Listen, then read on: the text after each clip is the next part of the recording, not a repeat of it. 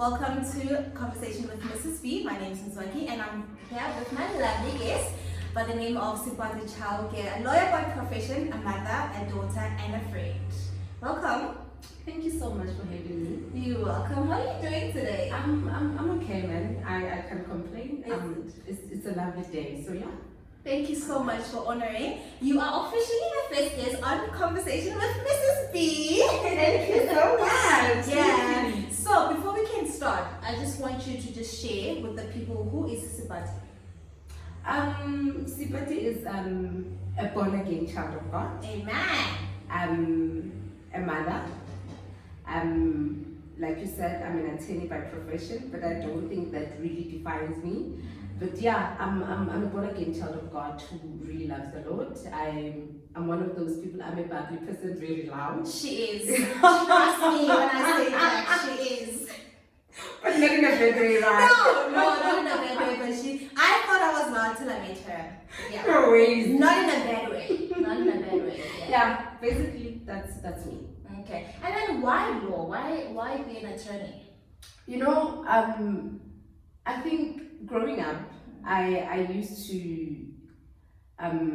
look at how people do things. You know, I thought to myself, I can argue. I used to like arguing, especially with men. Yeah. But that thing of when you argue and people take it personal, and somebody told me that you can argue in court and not really take it personal. So I'm like, since I like arguing, I can just. Why not? You know. And then I just picked up something. You said you like arguing with men. No, man. You know, I was still young. Oh, okay. At school, you know, when men think that we are all that. Yeah, that's so, true. and I'm that girl in class where I'll be like, no, Yeah. I can take you. I'm the girl. You know. Yeah. So I used to be that girl in class who'd be like, yeah, let's say men discuss soccer, and I'm like, I can do that as well. Yeah, that's so true. that's how my love for arguing. Where we can say, okay, that's an attorney, and like you say, men have this perception that women cannot argue, cannot do this, and here you are, a bold woman, and can able to,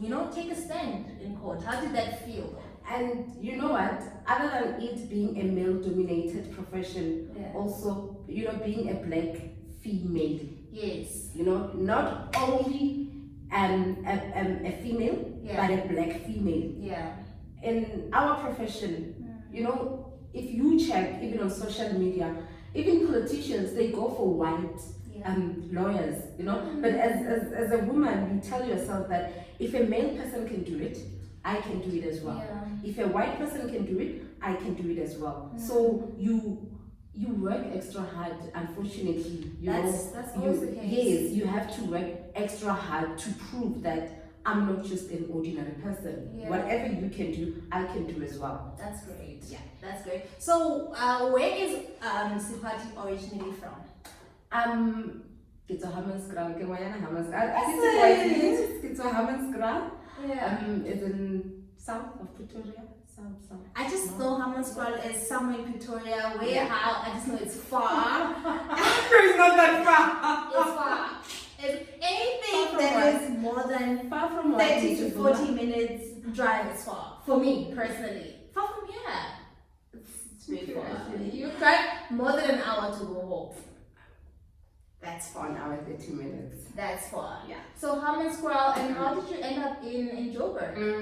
I'm from Hammanskraal, and at the age of 17, I moved to Joburg as I was studying in Wits University. Okay. So that's how I moved to Joburg, and since then I was like, I ain't going back. Why? What? This is my home. Why?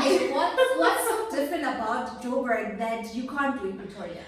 I left Hammanskraal when I was 17. I was still, So coming here, that's where I started seeing life. Not that there's no life. That's not that there's no life. Not that there's no life in Hammanskraal. But I was still young when I left Hammanskraal. So yeah. So you came to Joburg. Obviously you were in university at Wits, and then you graduated, and then what was the journey afterwards? Phew.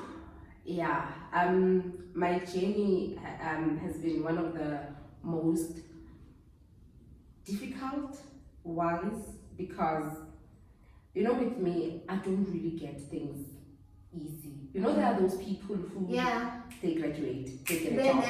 You know, buy a car, buy. Firstly, when I came to Joburg, I was actually pregnant.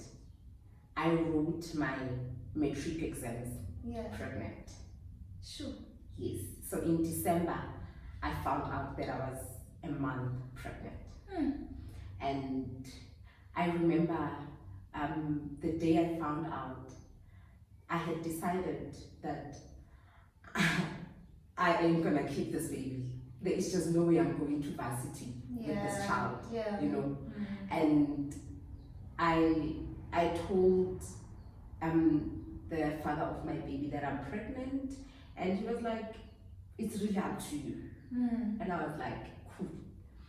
Man, somewhere middle of December, I remember I was cleaning my mother's kitchen, and something in me said, don't do it. I actually went to the doctor to inquire about the process, and they said, come back on the 31st of December. And that day I was cleaning, and something in me said, don't do it. Did your family know at that time that you were pregnant? They didn't know. Okay. And I said to myself, you know what, it's okay. I'm not gonna do it. You know, being a child who grew up in a Christian family, my mom being a pastor. Oh. And what did they call you guys again? Preacher's kid, DPKs. My mother being, she's not a head pastor. Yeah. So I was like, now how do I approach my mom? I told my sister. I knew that it was going to get to my mom. Yeah, obviously, like sisters, that relationship with sisters. Yes, I knew that it was going to get to my mom. So my mom that day was going to home cell, and my sister told her that Seipati is pregnant. And my mother was like, she came to me, and Seipati came late. Is it true? And I'm like, yeah. She left. You know, my mom is one of those quiet, like, but when the weekend I am a total opposite of my mom. You know? And I was so hurt, not because of I'm pregnant, but that I have disappointed someone who really did not see this coming. You know, and we are 6.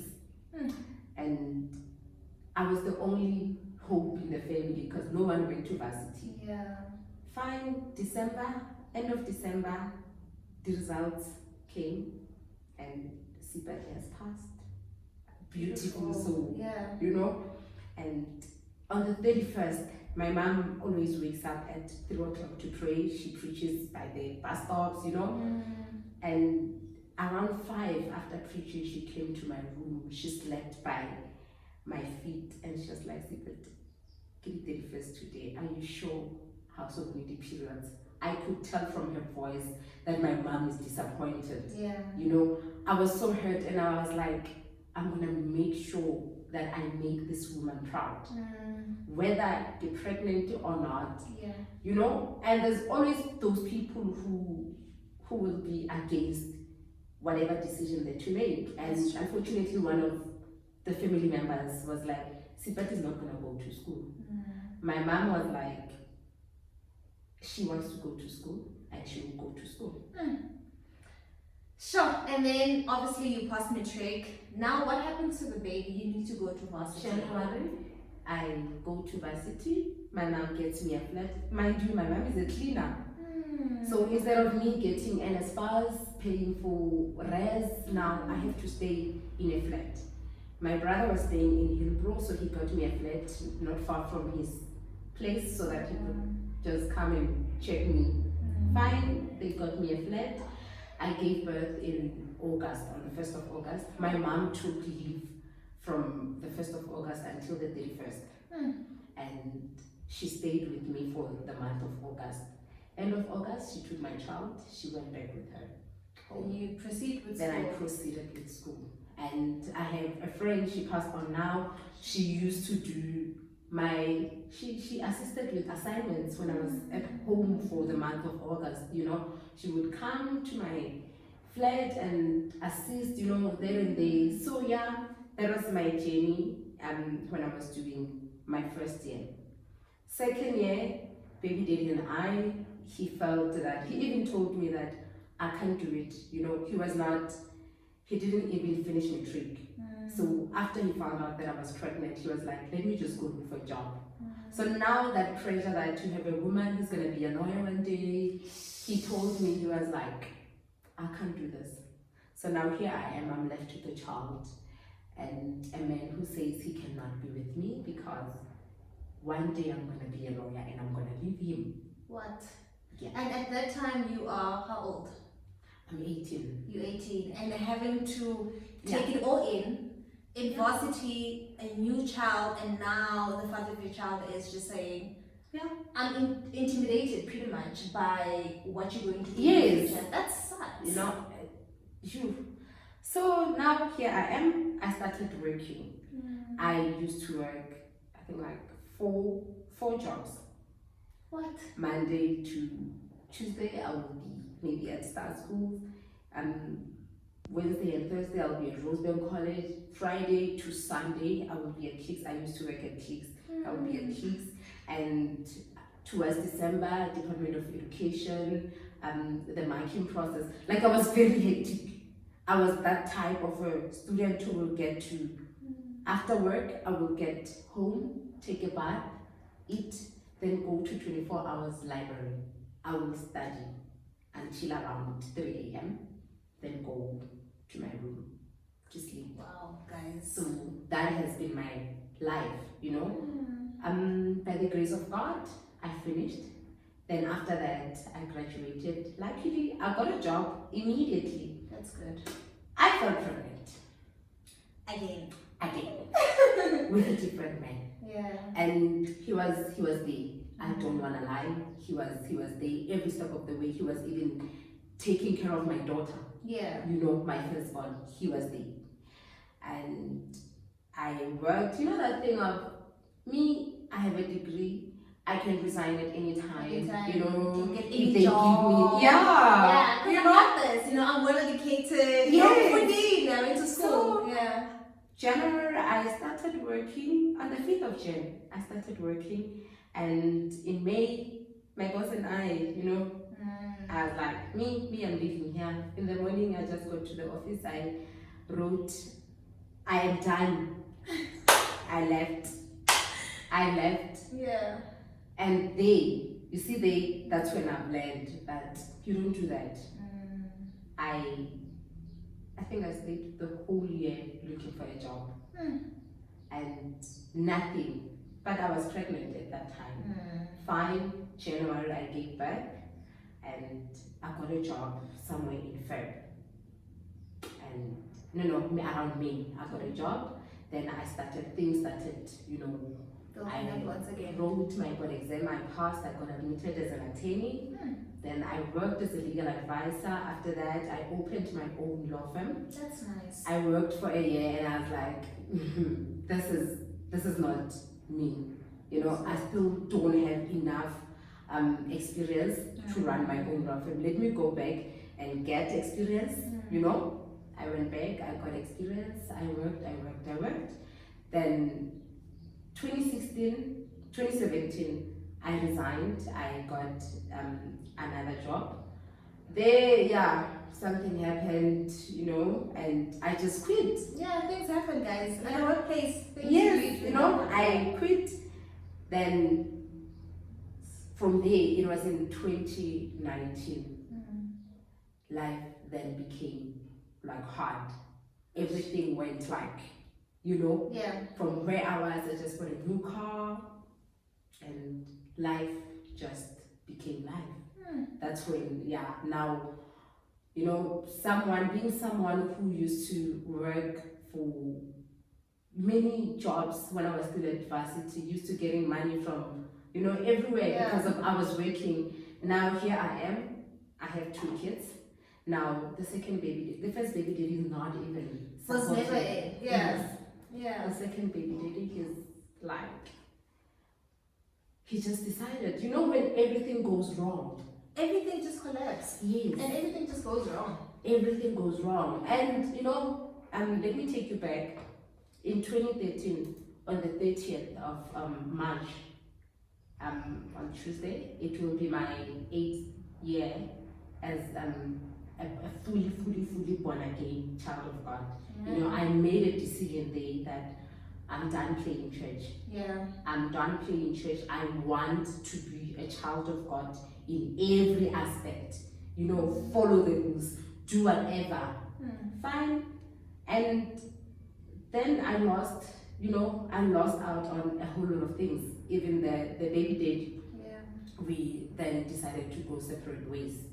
Then 2018, I met someone. This is where sorry, I'm taking over. No problem. We're here for you. Actually, we are here for you. We wanna have it all, And this is one story that it really hurts me when I sit down and think about it. And unfortunately, I've learned, I've accepted, I've healed, but I'm thinking that there's a lady out there who has kids outside marriage, and she gets to church thinking that, church accepts everyone. Yeah. They will accept you and they will love you as you are.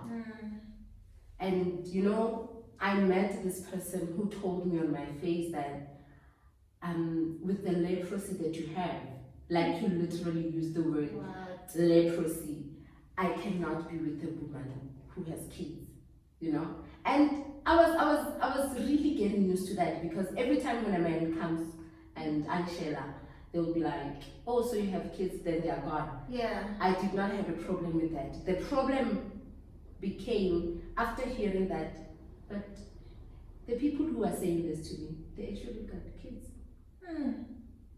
You know how in the world people treat men and women differently? Yeah.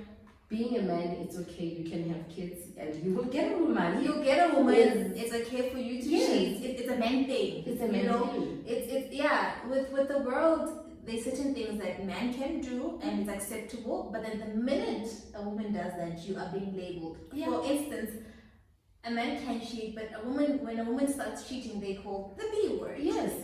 But you're doing the same thing a man is doing. Why are we being treated differently?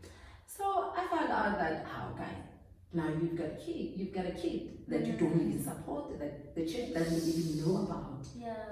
You are hiding the child from the church, and you are telling me that I've got leprosy because I've got kids. And funny enough, we actually ended up dating with this guy. He came back and he apologized, and he was like, yeah, I see how you talk about your kids, but it's something that I'm not used to dating a woman with kids. I don't have a problem. We all have standards. That's true. We all have standards. I know myself. There are people that I know who I cannot be with. You can't even compromise. Yes. Yeah. So I understand when a person says to you, I don't want a woman with kids. I get that. But don't tell me that you don't want a woman with kids, then when you have a kid. Yeah. That hypocrisy. Too much. That is hypocrisy. So I had to endure those comments, where people say, but you could have chosen a woman who doesn't have kids. Yeah. There are better women. Better. But what is better? What is better? Thank you. What is better? I remember my friend saying to me that, the difference between you and I is that you've got kids, I don't have.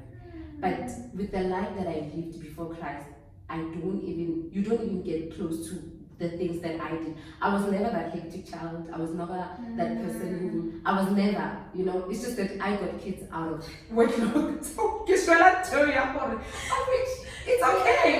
it's okay. I don't have a problem And with kids you. are such a blessing. I don't have a problem with you choosing it's okay, but don't make me feel like I'm less of a woman because I've got kids. That's true. So then in 2019, the relationship ended. The baby daddy stopped supporting. I lost my job in October. And then I had to move. We were staying in next to Southgate. There's a Meredale, yes. We were staying for Sparrowgate. I moved out. I had to move out now. It's me and my kids. I had to move to a bedroom. Before moving from Sparrowgate, we moved to another bedroom around Meredale. But still, it was too much. I think it was 2 point something. Yeah. You know, I was like, I have to go back to Soweto. I just don't care. You know, one thing that I love about myself, I don't mind starting over. That one thing, I don't mind starting over. If it's heavy, if wabona better, start over. And it's very rare that you actually get people that do not fear to start over. It's you know, not an easy there's so thing. much power in starting over that people don't realize. That we just hold on to things that one are not working, and as Ochuko, things that are so heavy, but because of what other people are going to say. That's the first thing that we think about. We're not thinking about our well-being, we're thinking about what is Seipati going to say, but what about you?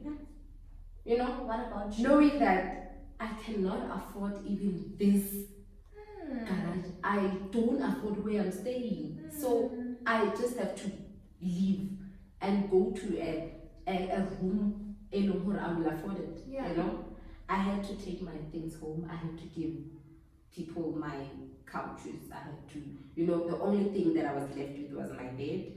I bought cupboard. I had a fridge, and I bought wardrobe. Those are the things to fit in. Yes.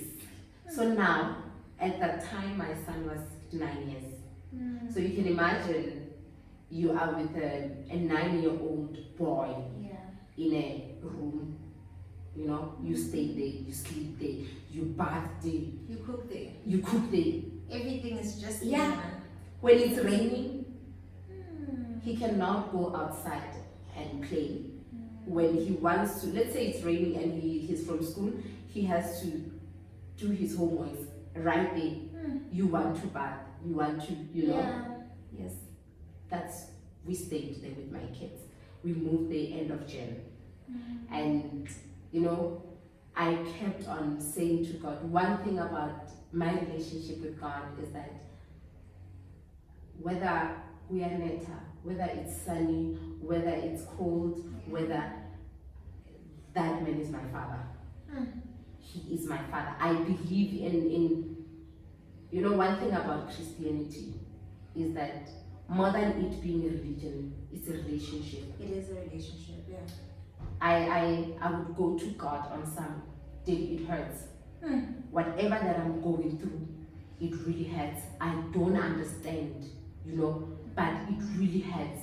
And I know that you said you will never leave me, but please, just squeeze me, do whatever, just to show me that, Seipati, I am here. I am here. I hear you saying that you are here, and you know what? I just feel like you are not here. I know that you are here, but at the moment, I don't feel your presence.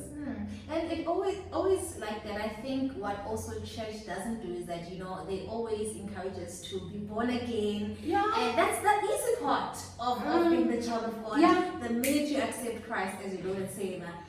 But afterwards, that's when the real walk with Christ starts. You know, and sometimes you really do feel like God is not present. Yes. I think one thing that I have a problem with I'm sorry to mention this, prosperity gospel. They will tell you about there. You see there? That's where you're going. God has this in store for you. God is gonna give you this. But the question is, how do I get there? The how. The how part. You see, the process. The process is not easy. It's not easy. You look at how the children of Israel, you see, those are my favorite people in the Bible. You know, in as much as they were very problematic, but those are my favorite people in the Bible. You know, God told them that I'm taking you to the promised land. But he did not tell them, but along the way, this is what is going to happen. He said even that, you know what, this is the route I want them to. They were going to use a route that was going to take them 11 days. But he took a longer route, knowing that There was. if they were gonna meet the Philistines on the way, they were gonna decide to turn back. Yeah. So now this process, the pastors will tell you, man, that you're gonna get this. God wants you to have a car. God wants you to have. But no, Wow. the how part of it, Yeah. you know. And I was in that wilderness when now it's me, it's my kids, and my God. It's just us. And I remember, you know, God speaks to me through dreams. I will have these dreams. Like every time I dream, I write down. Every time I will get those dreams, you know, and I don't get the when this thing is gonna happen. Yeah. I just know that it's gonna happen, you know, but the when part. And there was a time where you have nothing, you know, where you have nothing. And I'm not even, I pray that people who will be watching this, they will be matured enough to understand that, you know, when you are a woman, you go on your periods. I have a daughter who is a teenager who is also on her period. Yeah. And you check, you don't even have the pads going home. You are left with like 2 pads and you used it and you check out, oh, nothing came out. Let me just keep a shot. Well, I understand, keep a shot. I will use it tomorrow because I just feel pure pads, but there's nothing that came out. So can I just, you know, I was Sure. at that point, and here you are an attain by profession. You are an attain, and big up to my friends. You know, when God says I will take care of you, Yeah. my friends were there. You know, they will buy you food. They will buy you this. My rent, there was never a time where I missed rent. My car, you know, that was the only thing that I was actually holding on to. You know, it's easy to tell someone who's going through financial problems on some who says that take it back to the bank. Yes. It's easy for us to say, take that back to the bank. But no, it's not easy. You know, you have been with this car for a very long time. You have been paying 100. Yes. Now you are here. And the last time I paid was in April. And I paid half Remember, I've been unemployed, you know, since October. But God be God, He has been providing. Yes. You know, and I get to April and I'm like, hi. And now you can't anymore. I can't. April, May. So now it was June was the 3rd month. No, it started March, April, May was the 3rd month. And me, like I'm saying, I really take God as my father. Yeah. With all the things that I do, I will tell him, no matter how bad, even if I lie, I'm like, God, I know Yeah. I don't want to lie to you. I know he knows everything. He knows Anyway, whatever he that I'm knows, gonna yeah. say, Kausali, you know. That is But true. still, I'm like, I talk to him. Fine, I'm like, Daddy, I want a job. Yeah. There were 3 things that I was praying for as I was looking for a job. Yeah. I was praying for that I knock off at 3 o'clock, that I don't get interviewed, and that the salary that I wanted. And I'm like, it's in. And that is why they say you need to be specific. Be specific. Because if you say I want a job, God can give you any job, and then be like, here's the job, and you're like, but no, I don't want this job, but you are not specific in prayer. Yes. So be specific in prayer. Yeah. So I told him that, you know what, Daddy, these are the 3 things that I want from you. Didn't I get calls for jobs that were less than the salary that I asked from God? Yeah. Me, I'm like, this is not what I asked for my dad. Mind you, Man is cards, I'm not next. I'm not next. You know me, I'm But nothing. you're like, this is not what I prayed for. Yeah. I did not ask this from God. Yeah. Koloi, it's about to be repossessed. You know, here you are this specific when you are telling God. And there was a time, I think it was on the 2nd of May, I used to attend, I think people who go to my church, I don't know if I'm supposed to mention the name of the church. If you feel Yeah, comfortable. at Grace Bible Church, there's a 5 o'clock prayer. I think now it's on Facebook because of COVID, but we used to attend. So I'm the type I would wake up at 3 and pray until 4, and 4 to quarter to 5, reading the Bible, quarter to 5, because I was not far from Grace Bible Church. I would prepare for 15 minutes, go to church. I get there at 5. I remember my bishop was preaching about complaining, and the Holy Spirit said to me, go and read Numbers 14. Numbers 14, the children of Israel were complaining after they had the reports that the land they are going to, it has giants. They were complaining. They were like, why don't you take us back to Egypt? Why don't you kill us? God said, exactly what you said I must do, I will do it. Didn't they die? Yeah. They died. And God said to me, you are prolonging your wilderness by always complaining. You are here. It's for a reason. Embrace every season. But I think, like you said previously, that it's so easy for someone to say embrace the season. It's so easy, But once you're in there, I think when you read the Bible, that's when you get to understand what God means when He says embrace the season. Because even He says that my people perish because of the lack of knowledge. I think sometimes a lot of us do play church quite a lot, and you don't understand when God says embrace. You are here because you need to learn 1, 2, 3, 4. And at that time, you had to stop complaining. I had to. I went back. I read Numbers 14. I'm sorry, God, that I said all that things. Yeah. But you know what, Tine? Yeah. I always hear people say, you must complain, you must complain. I don't have a problem with that. But they don't tell you, tell God how you feel. Yes. But they don't tell you, in you telling God how you feel, also complain. Because of, when you complain, it's like you do not appreciate. You don't trust me. Tell God how you feel. That's why I go, I will go to God on some daily, it hurts. Yeah. You see this hurts, but I trust you. I don't know why I'm going through this, but I trust. Mara, this thing of going to God on some, when are you doing this? I'm writing. Yeah. Serious. That is true, yeah.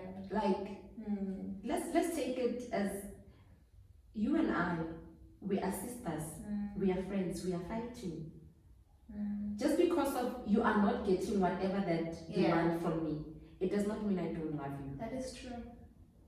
That is true, yeah. So now, I would go to God on some, get one by one. When I got you promised me this and that, and you are not doing. Jesus, you are sitting right at the right hand. What are you doing? Yeah. You are not doing. Holy Spirit, when I would be like that. I'm that kind of a person. Yeah. I would just tell them. And after reading that, I was like, God, I'm sorry. I'm sorry for complaining. See me, I'm sorry.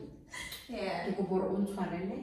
It wasn't my intention. Now I know. I remember this one time I phoned for interview, and that mentor found me crying, and he was like, "Are you okay? Can you please come for an interview tomorrow?" I was like, "Cool."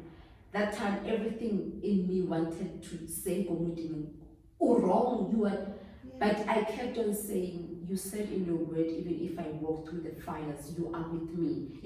So every time when something, when your feelings want you to say, to utter the words, saying whether they are not appreciative, I would quote the Bible.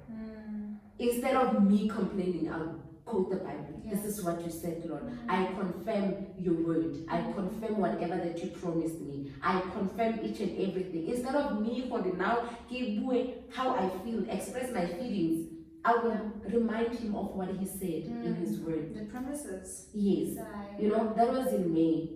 And I went to him. I remember I received a call. Keep on out now, no, this guy is going. It's really, really going. I received a call and I'm like, I have to take this because now it's 3 months. Yeah. And they were like, ma'am, you haven't paid your car for like 3 months. I was like, you know what?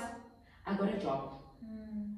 That time, no interview, no promise, nothing. No job. Nothing. Nothing. But you're telling the people Yeah, that like yeah. me, I got a job. I'm starting on the 1st of July. Yeah. They're like, oh, okay, please give us A letter, Yeah. appointment letter. Me, I wrote a letter. Yeah. Yeah. This is the letter. Mm. I gave them the letter. They were like, oh, okay. No, it's okay. We will freeze the June installment since you're starting to work. Yeah. Can you want July? Immediately after dropping that phone, I said to God, I You lied. see? Yeah. You see me, I lied. And my lying came from a place of faith because of I believe that on the 1st of July, I would. yes. I don't know how you're gonna do this. I don't know. But this. And bearing in mind, your 3 things that you paid for. Yeah. Yes. You know, fine.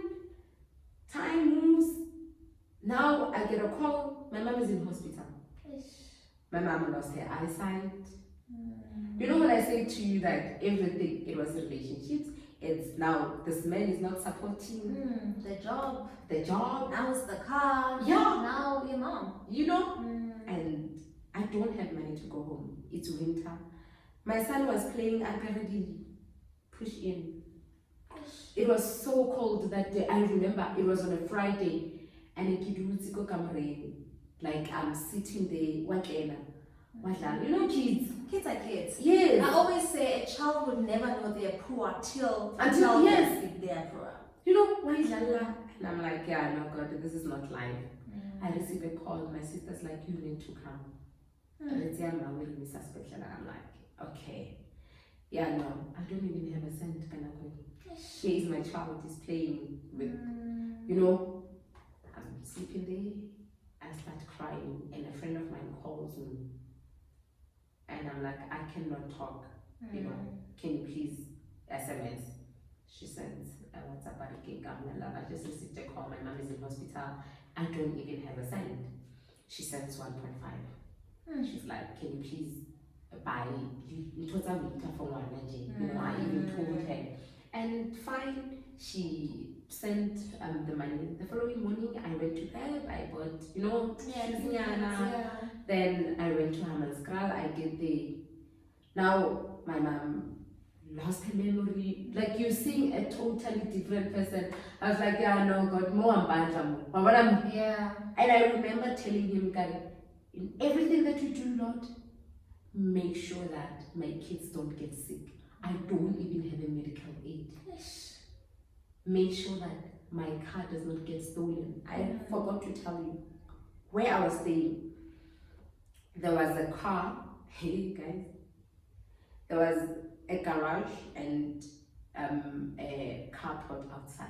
So now the owner of the house had you know, and the person who is now renting has the same car as mine. So now one car must be, you open the gate, go to the back part of the car, it's really going. So now my car does not have insurance. I have insurance. My car is parked. When I say I saw God in every sense of God, God the protector. I saw God protecting as God the provider. I saw God providing. I remember there was a time I was taking a on a Saturday, and I kept on sending people $500 to add into the rent money. I couldn't get because of people have been helping me. And I went to God and I was like, you really have to do something. A friend that I haven't spoken to in I don't know how long, he didn't even know that I was going through things. He sent the exact amount that I needed. E-wallet. And I'm like, Kiamu, send an SMS, what's going on? I don't know. I haven't spoken to you in a long time, so I was just saying, go and buy yourself whatever. I'm like, this is the money I rent. This is the, you know? Yeah. So back to my mom's story. I went home and I checked on my mom. I get there's no food. Remember the person who's working in the family? Yeah. Now she's not working. I go there, there's nothing, there's no food. And I'm like, okay, we go to the hospital. I get there, there's no one to buy her food. And hospitals, you need to bring them something, The water Kuhamasgral, it's everywhere in the news. The water Kuhamasgral is bad. So people who are in that hospital, you have to buy them water. Fine. At least my friend gave me money. Yeah. And I bought whatever. I had to bath her, And when I left, she was okay, fine. I came back to Joburg. Coming back. Before that, I had a dream, like I told you that me and God. Yeah. Yes, I had a dream, and in that dream, I was in an office. I was parked. My car was parked facing that direction, and I was at the back of my car talking to the principal from my son's school, saying, "Please come fetch your son." So I left. I went to the office. When I get to the office, it's a glass office, and I tell my boss that I'm going to the school to fetch my son. Fine, my boss was like, "No, you can go." Now, I'm unemployed at that time, and here I am, I'm dreaming. Fine, I always write my dreams down, I wrote it down. Again, that was on the 2nd of June. The 10th of June, I have another dream where I was in an open plan and I was wearing jeans, I was with my boss talking, Fine. I'm like, oh, okay, I write it down. I get a call this one time. I was praying around 10 o'clock, and this lady's like, "We saw your CV on PNet. Can you please come for an interview?" It was an agent. Yeah. I was like, okay. When? She was like, "Please come now." I wake up, I bathed, I left. I went to Madrid. I think I was left with, I don't know how many kilometers of petrol. Yeah, I'm not laughing. Right? I'm like, dude, you're stuck or get back. I'm going there. You will be there. Yeah. I get there and they look at my CV and we talk. Then she was like, "I'm gonna send your CV to the client. Then I'm gonna let you know." Fine. I come back around 3. She calls. I think at that time I was sleepy, and she was like, "Yeah, they liked your CV. They wanna see you for an interview." Fine. Immediately after, not drop a phone. I'm like, "God, I told you. I don't want to be interviewed." Me? Yeah. Me, I don't want to be interviewed. I told you. Yeah. You know my heart's desires. Fine. I go for an interview. Before that, busy checking medical aids, comparing medical aid. This is the one that I want. Yeah. This is the one that's gonna best suit me and my family. I'll be employed soon. Anyway, I told the bank that I'll by the 1st of July. July. Right? Fine. I check medical aids. Tomorrow I go there. I get there. Madam, I park my car. Same direction where I saw in the dream. I'm like, kids, the Holy Spirit was like in the dream. I'm like, okay. Right. Now here we are. Yeah. Cool. I get there. How? Glass doors. I saw that in the dream. Okay. Okay. When I got there, my boss was interviewing someone, Then I sat by the lounge. He comes after interviewing. He was in the boardroom. Then when it's my turn, he takes the laptop, he comes to the lounge. He sits with me. He was like, "Oh, I see you did your articles to this place. Do you know so?" I'm like, "Yes." He's like, "Oh, okay, so I can just add this and call him and confirm that, I was like, "You can do that." But he was, he was joking. Yeah. Fine. We sat there for like 1 hour, 15 minutes. I'm like, "Oh, guys." But believe me, the 2 questions that men asked me was that, when can you start and how much do you want? For 1 hour, 15 minutes, it was him talking, telling me, this is what you're going to do, this is what you're going to do. Amen.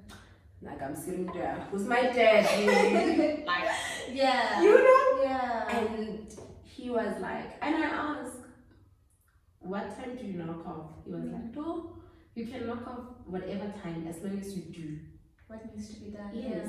I'm like, I'm a morning person. I prefer to knock off at 3. He was like, 3 o'clock it is then. Like you said, you need a job that you're gonna make sure that you fetch your kids. Yeah. At school. At school. So 3 o'clock it was tick. Tick. I did not get interviewed. I was sitting there with that man. He was telling me what I will be doing. Tick. Tick. The amount of money that I wanted. Tick. It's like, okay, now, fine. He doesn't tell me that you are hired. You don't.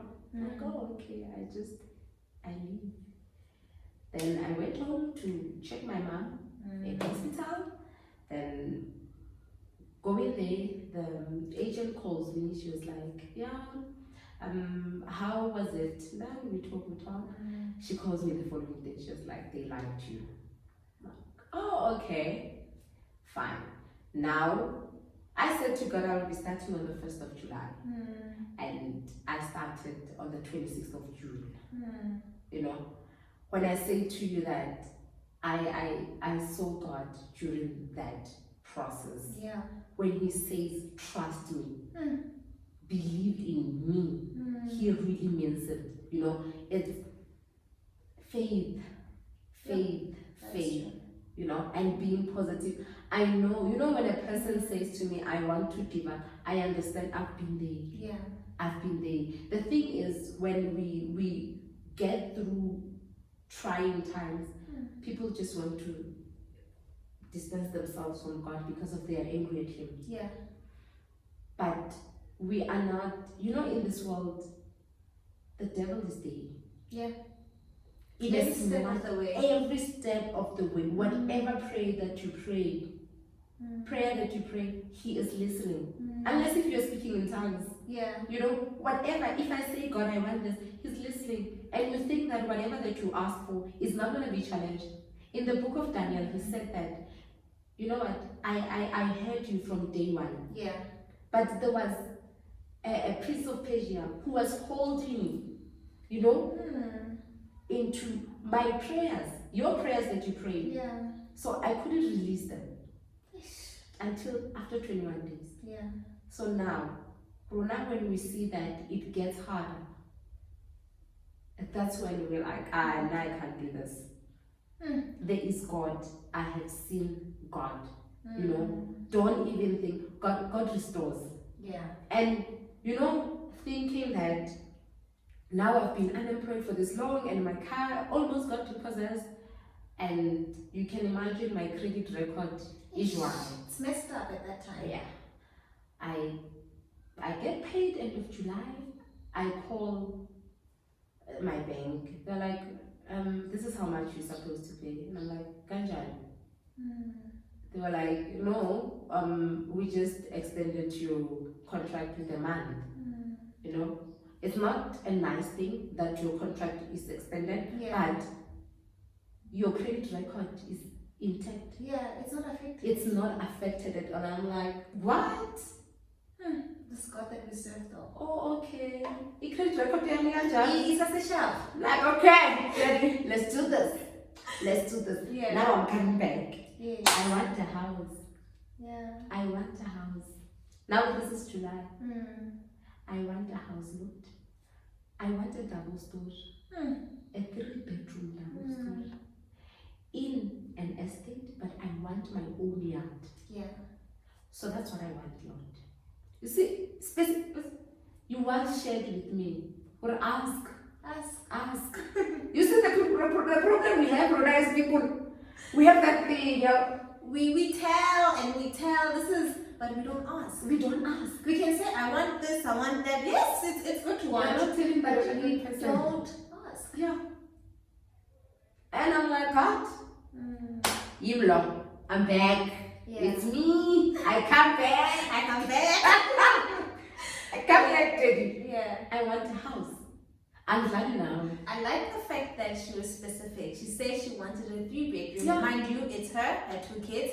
double story Yeah. bedroom, and I am a witness to tell you that she is living in a double story, 3-bedroom house in an estate in her own yard. Right? Be specific in prayer. And I was like, Daddy, I want a double story. Yeah. I got my salary end of July, August, September. After getting my salary, I was like, I'm applying. Yeah. Me, I'm applying. I apply. One of the banks, the other banks were quiet. One bank was the one that was busy contracting, checking, we want this and that and that. After some time, they were like, no, you have only been employed for 3 months. We don't trust you. Okay. Like, okay, decline. I'm like, we move. I was so hurt. Yeah, of course. I went back to God and some not good level like that night I did my devotions at night as well. Like, Yeah. I did not. I got inside my blankets. I was like, no, I'm hurt, Lord. Yeah. I'm hurt. The following morning I go to church.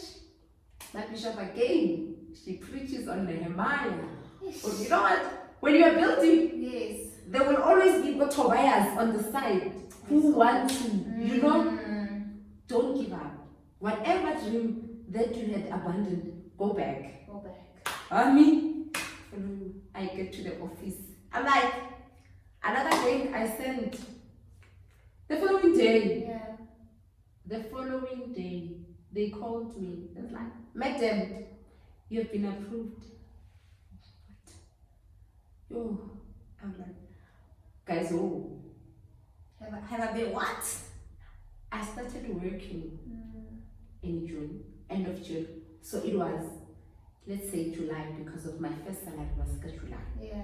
So I started working July. 3 months down the line, I apply for a house and I get a house. I get approved for that house that I applied for. I'm like, yeah, I know. When God says to you, I will restore. Yeah.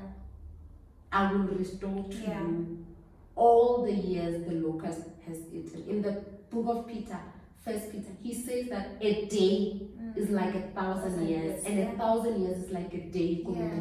That's true. When God says, I will, yes, he will turn things around. Yeah. Like, could we born or when where people are saying, no, we are writing you obituary. Yeah. God is like, not yet.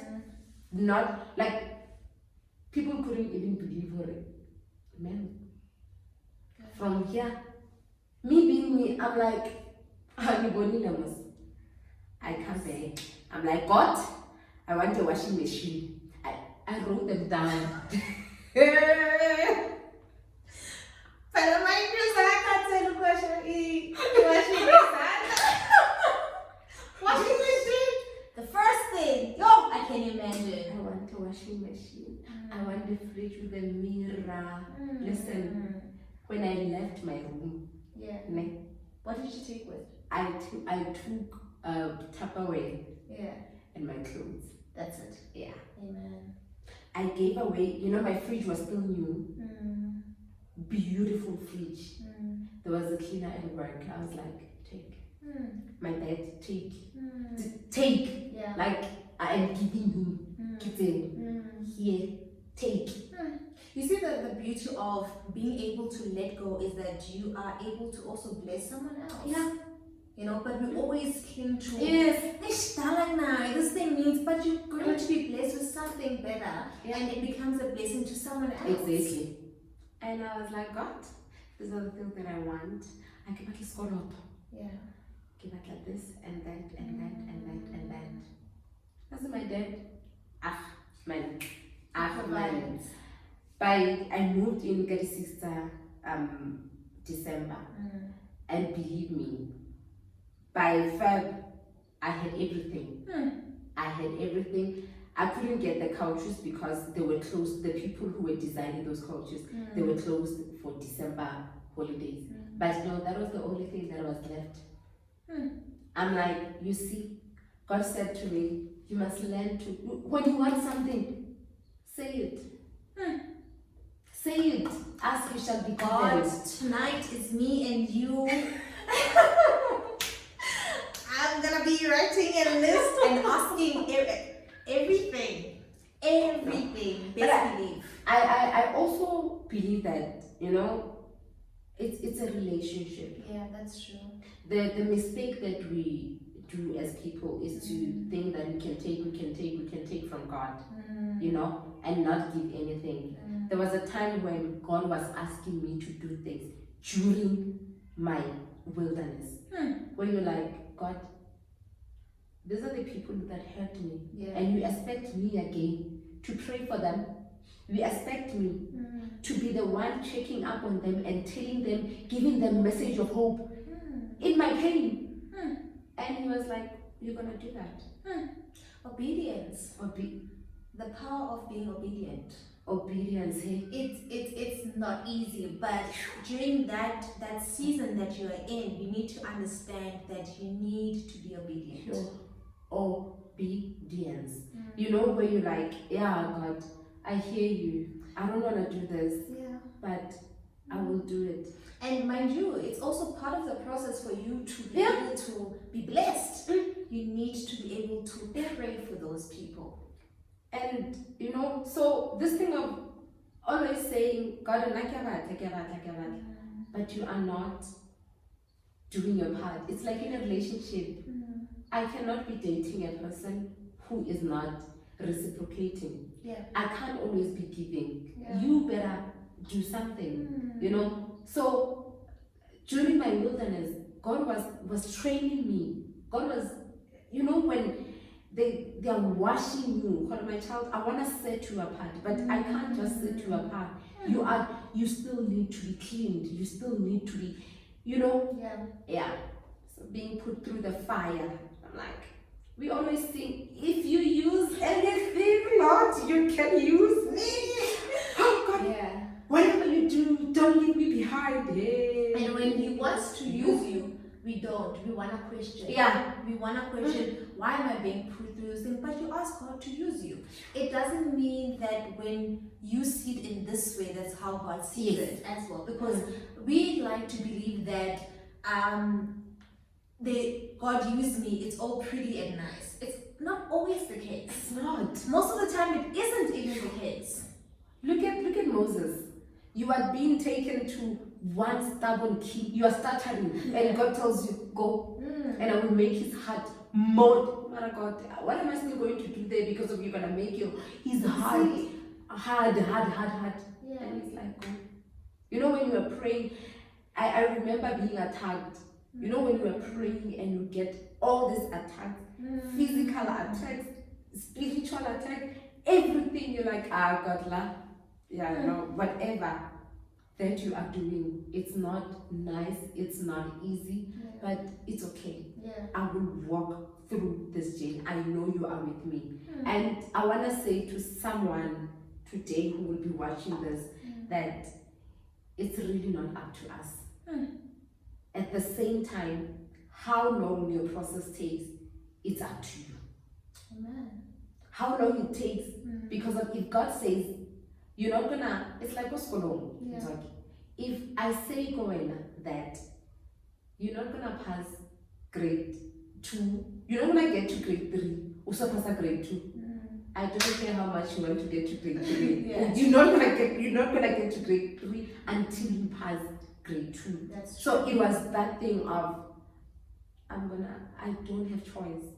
I don't have choice. It does not matter how uncomfortable, how hurt. Like, I remember my child saying, I have this thing of saying, if you can't do it for me, do it for them. Yes.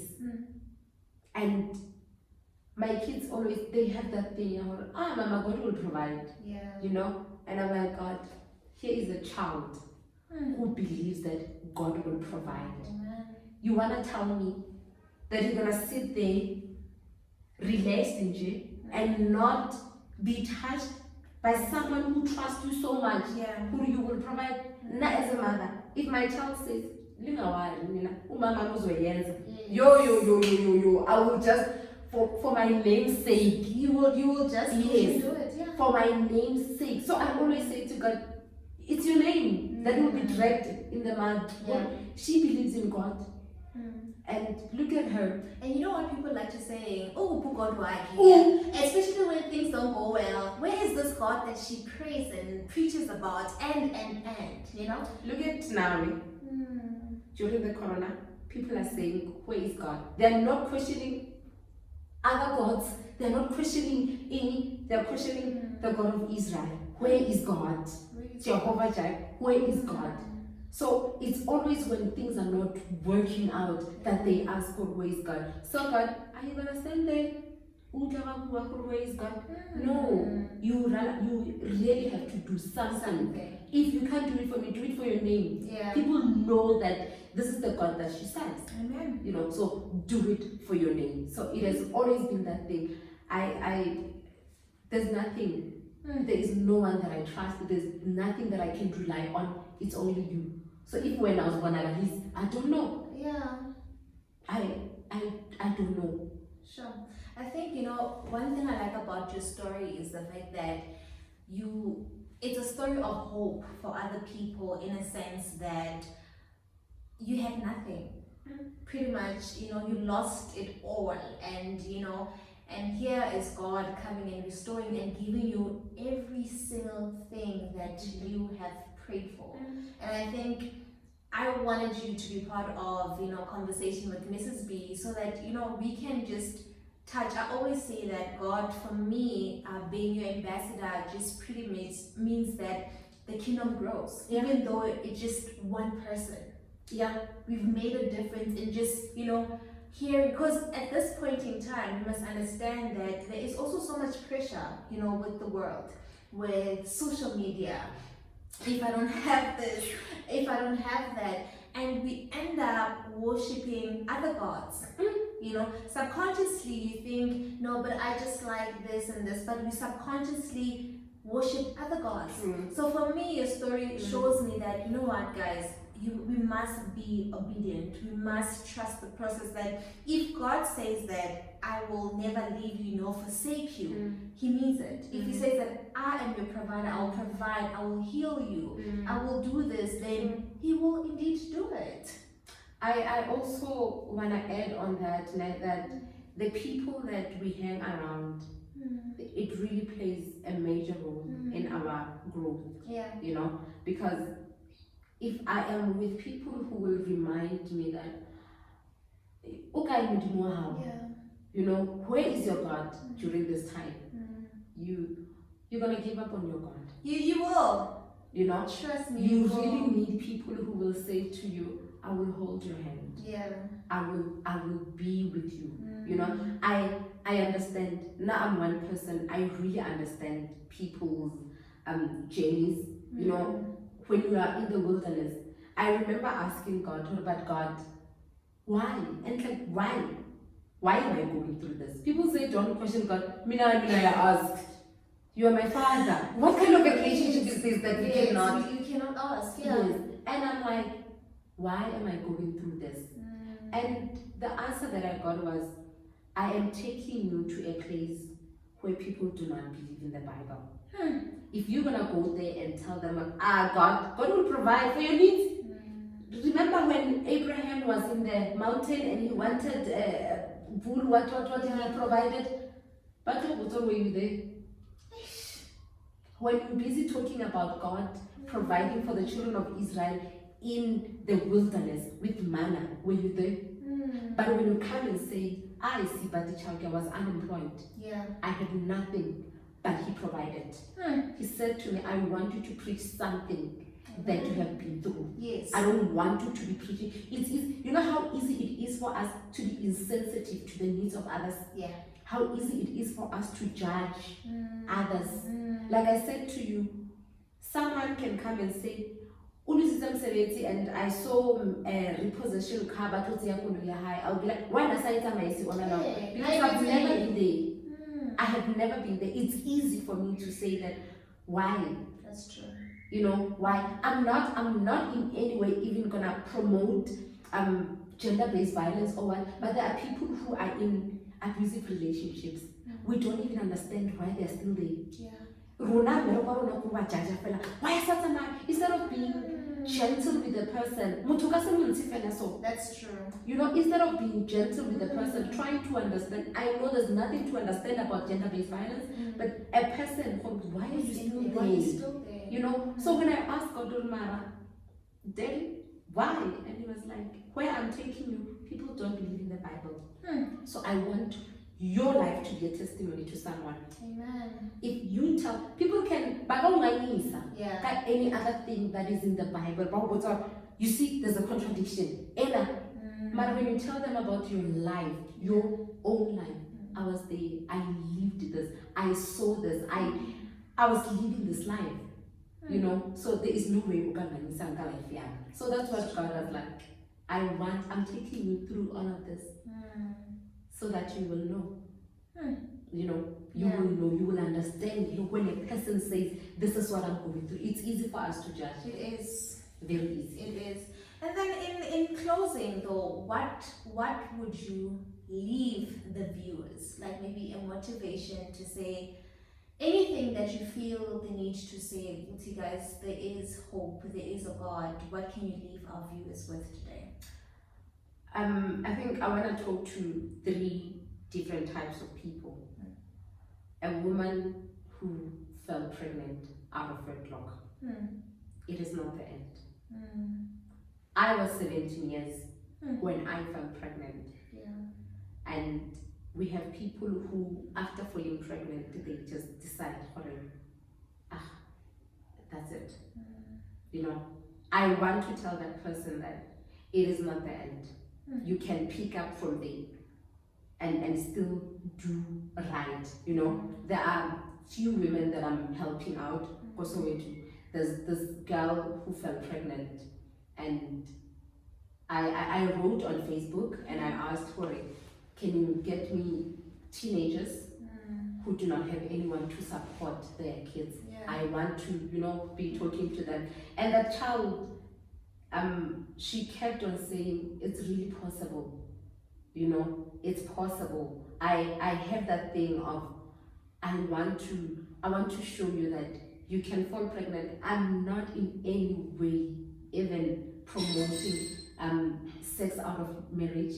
I'm not even gonna promote teenage pregnancy. It is wrong. Teenage pregnancy is wrong, you know. But if you find yourself in that situation, just know that it is not the end. It will be hard. People will judge you. Imagine a first year student. You know, first year student at varsity. You just want to. Here I am. Pregnant. You know. So if you find yourself when you're pregnant, do not even lose hope. You can get out of that. There are people who are willing to. It is not the end. If I did it at the age of 17, I believe that someone can do it. You know. Another group of people that I want to talk to, those who have already been given up. You know, like I said, that I had to start from scratch. I had to forget that I'm an attorney. I had to go back and stay in a back room, whether I have qualifications or not. If life is not working out, it is not working out. You know, don't be scared to start again. And the third group of people, I mentioned that I expected love from my Christian community, but I felt more condemned and more judged by them. You know, but at the end of the day, there's a reason why you have to go through all of that. Only God knows. So just carry your cross. Don't even think that you now have to leave church, you now have to forget about God, and you know why you are at church. It's really about your relationship with God. Sometimes you cannot tell people about something that you have never been through.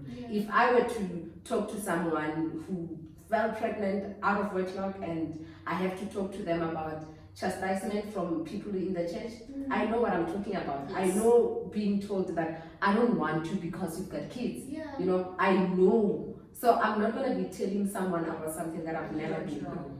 You know, so it's really your journey. It's really your cross that you need to carry. Forget about other people. Be the light. If God called you to be that light, you are called to be the salt and the light. That's what you have to be. instead of you judging people, instead of you going around, and it's gonna be well at the end of the day. All right. I hope you guys heard. Yeah, for me, I just want to say thank you so much, for chatting with me here in conversation with Mrs. B, and truly honoring, my invite. It was, a great honor and pleasure to be sitting in. I learned quite a lot, so I just want to say thank you so much. Thank you for having me. Thank I'm really you so